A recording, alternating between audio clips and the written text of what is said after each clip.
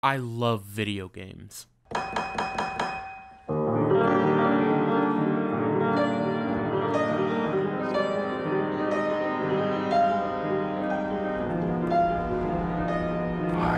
was wrong, Trace. I was wrong. Open your heart. Open your heart to their suffering. That is your mother's wish. And mine as well.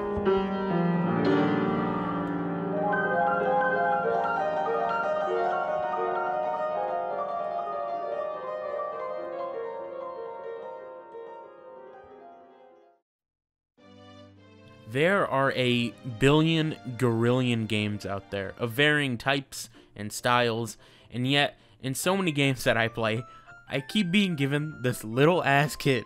How do you expect me to be really aggressive to the enemies I'll encounter if I got this little kid next to me like, "Oh Papa, look, I'm such a big boy now, look at me." My point is, these kids are really putting a damper on my style. But that doesn't make the game bad, and it doesn't make the character experience bad at all. In fact, the point of this video is to discuss how this trope actually improves games and the characters. You are not.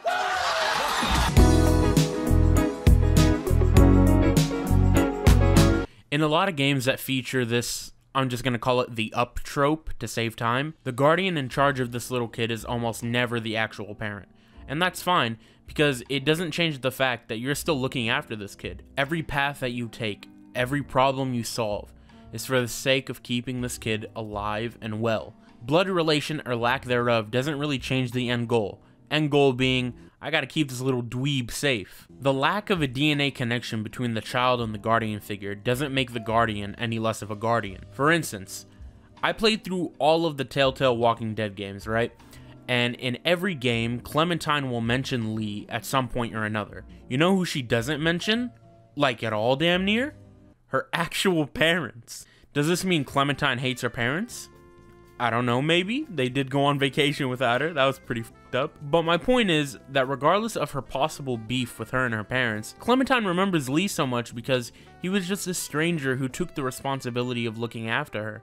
And he did a great job.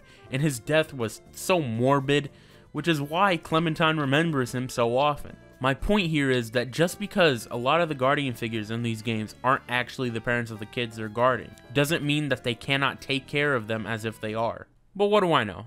I'm just some disembodied voice on the internet. Personally, when it comes down to being a guardian, I think that the most important thing is that you're trying to provide sustainability and security for the people you're in charge of. Even if you're not able to achieve that pursuit of sustainability and security is what you'll be remembered for long after you're gone.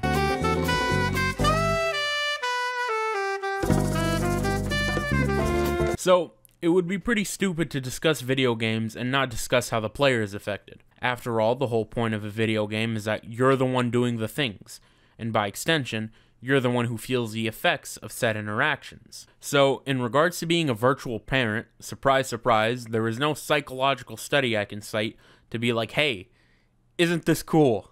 Aren't I smart? What I can do is give you some anecdotal evidence and my opinions, and before you say I don't want those things, remember whose channel this is. So back in the day when I played all the seasons of The Walking Dead on my Twitch, so when I was playing it on Twitch, I realized you're pretty much a parent for the entire series. Season 1 is Lee looking after Clementine. Season 2 is Clementine looking after this group of fully grown adults. Season 3 is Javi looking after his niece and nephew, at least until... And then the final season is Clementine looking after AJ. In each of these games, you were not only looking out for the safety of your people, but also your choices influenced what kind of effect you had on them. Same with God of War 4 and Ragnarok. A significant part of the conflict in those games is Kratos is trying to remain as this new man and not go back to who he used to be. Because frankly, who he used to be was not very, child-friendly. What I'm trying to say here is that being a parent-like figure is an intricate part of these games. And by proxy, it makes the player feel more like a parent-type figure as well.